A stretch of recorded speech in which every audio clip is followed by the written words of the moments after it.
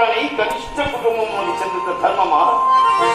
మా తండ్రి గారి అవివేకము వలన వారి అగ్నాథ రాజ్యమును దూరము ఓడుకియే కనుక మనలో అందరు రాజ్యవాదము కొరట ధర్మమా? ఈ ధర్మ ప్రశంస నాకేలా ధనంభుల జయం ఉండే పరాజయం ఉండే అని